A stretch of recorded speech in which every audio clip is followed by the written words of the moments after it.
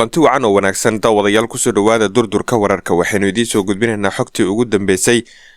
kooxda Daesh oo xalay weerar ismiidaamin ku bilowday ku qaaday fariisimo ciidanka difaaca Puntland ay ku leeyihiin buraha Almiskaad iyo sidoo kale jab xoogan oo la gaarsiiyay kooxda Daesh iyo meydkooda oo saaka meel walba daadsanayaan halkaan idinku soo gudbin doonaa balse tan guda galeen waxaan ka codsanaynaa haddii ay tahay markii kugu horeysayna soo booqatay in subscribe-ka noo taabato muuqaalkaana like aad saarto si dad badan uu gaaro kooxda markaasi awoodooda haatan la weeqay ee Daesh ayaa xalay weerar gaadmo ah oo ku bilowday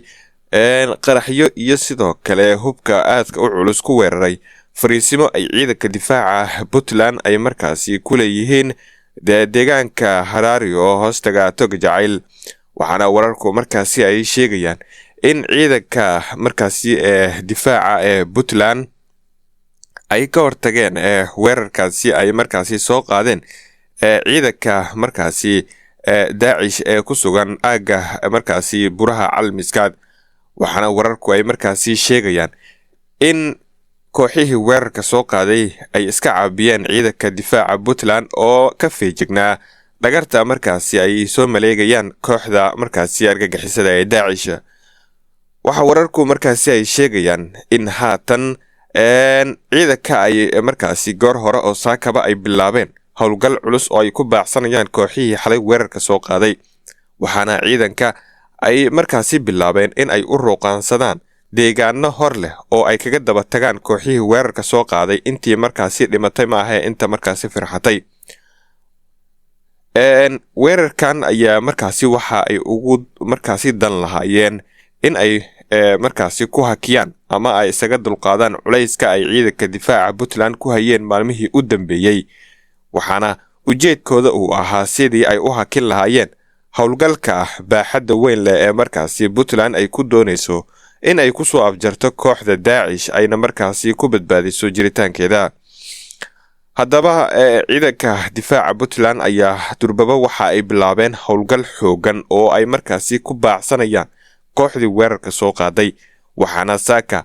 lagu soo waramayaa in ay ka gudbeen deegaano dhowr ah oo ay markii hore markaasi hore u joogeen xubno ka tirsan kooxda Daesh Puntland waxa markaasi ay ku dhawaaqday sidoo kale in la iska ilaaliyo ama laga feejignaado dhagar kasta oo uga imaan karta markaasi shacabka iyo guud ahaan ciidanka Puntland kooxda Daesh oo dagaal adag markaasi lagula jiro xilli bulshada markaasi loogu baaqay in ay ka feejignaadaan firxadka markaasi kooxda Daesh oo ay markaasi ka feejignaadaan guriyana aan laga kireyn karin iyagoona markaasi haddii ay arkaan ama ay ka shakiyaan ama ruux ay ka shakiyaan in ay wargeliyaan laamaha ammaanka gaar ahaan booliiska oo ku shaqale sidoo kale madaxweynaha Puntland waxa uu markaasi amar buuxa ku bixiyay in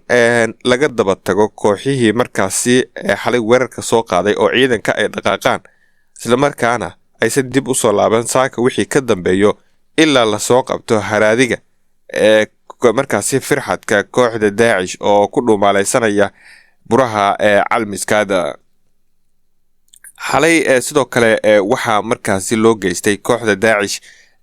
ku sugan qaybo kamid ah buraha Almiskaad duqeymo xoogan oo markaasi lala beegsaday fariisimo ay markaasi ku lahaayeen aagaasi firxadkii godadka ka soo baxay ayaa markaasi ciidamada Puntland saaka ay markaasi ku eriyanayaan qaybo kamid ah buraha Almiskaad iyagoona markaasi doonaya in ay intooda badan nolosha ay ku qabtaan inta markaasi iska caabinta ku geeriyata maahe haddaba muuqaalo saaka markaasi goor horeba ay ciidanka markaasi difaaca Puntland ay soo bandhigeen ayaa waxa ay muujinayaan meydad aad u tiro badan oo markaasi kooxda Daesh saaka Puntland waxa ay gaadhay guul kale oo ay ka gaadhay kooxda markaasi dagaalka adag ay kula jirto ee Daesh oo muddo dhowr iyo 10 sano ka badanba fariisimo waaweyn ku lahaa buraha Almiskaad dagaal toos ah ayaa haatan markaasi soconaya oo gacanta ayaa la iskula tagay waxaana ciidanka iyo sidoo kale haraadiga markaasi Daesh dagaalkooda uu haatan markaasi ka socda aaga markaasi Tog Jacayl waxaana wararku markaasi ay sheegayaan in dagaalka ay ka qayb qaadanayaan diyaarado dagaal oo duqeymo xoogan ay markaasi la kulmayaan kooxda markaasi Daacish. aroortii hore ee saaka ayuu howlgalkan markaasi ka bilaabmay deegaanka Harario oo ka mid ah goobihii ay isku urursanayeen maalmihii u dambeeyay kooxda Daacish. ciidamada oo ku dhawaaday oo deegaankaasi aag aan ka fogeyn markaasi samaystay fariisamo ciidan ay xalay markaasi kooxda Daacish ku soo qaadeen weerar gaadmo ah oo isugu jiray markaasi ismiidaamin iyo sidoo kale weerar toosa.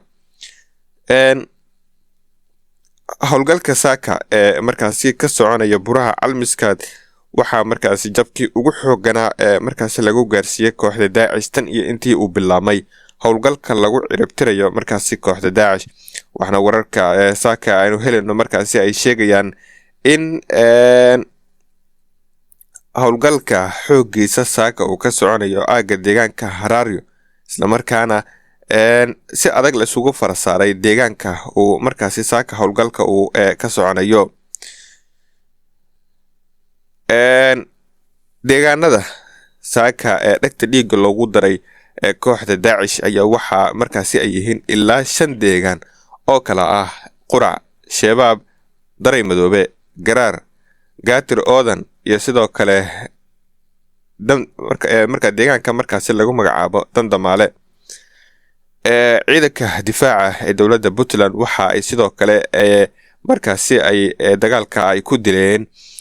ama dagaalka kooxda Daacish ay kaga dileen dagaalyahano markaasi tirabeel ah oo ay markaasi soo bandhigeen ay ku shaaciyeen baraha sidoo kale bulshada.